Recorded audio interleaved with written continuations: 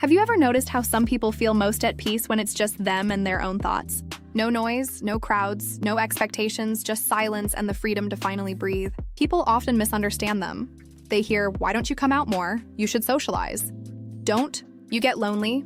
But what others don't see is this: being alone doesn't drain them. It recharges them. Let me tell you a story. Years ago, there was a girl who spent lunch breaks sitting alone on the rooftop of her school.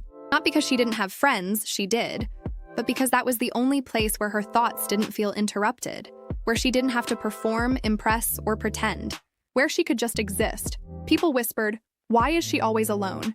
But she would smile quietly because she knew something they didn't. Aloneness wasn't loneliness. It was freedom. And if you're someone who loves being alone, you know that freedom too. You love your own company because your inner world feels bigger than the outside one. Your imagination, your creativity, your peace, that's where you feel the most you. People who love being alone tend to be incredibly self-aware. They observe more than they speak, notice the small details others miss. A shift in tone, a tired look in someone's eyes, the way silence reveals more truth than words ever can. They have deep hearts that get overwhelmed by too much noise, too many people, too many energies they didn't ask to feel. It's not that they hate people, they feel too much of them. Every emotion in the room becomes theirs. Every tension, every insecurity, every unsaid word, their mind picks it up like an antenna for emotions.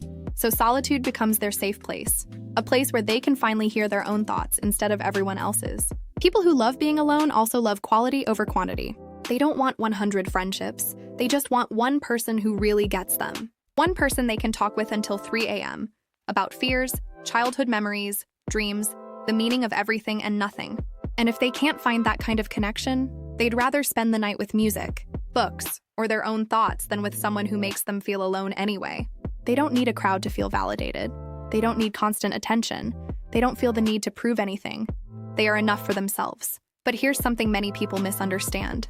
Loving alone time doesn't mean they never feel lonely. Sometimes they crave the kind of closeness you can only find in someone who truly sees you.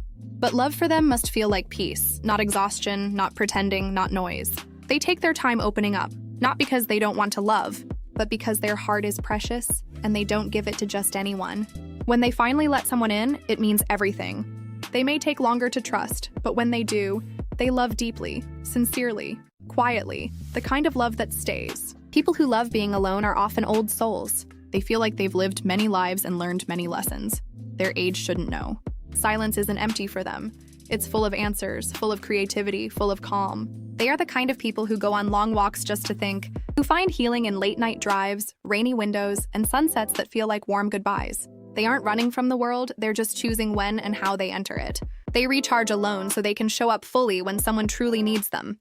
If this sounds like you, you're not weird.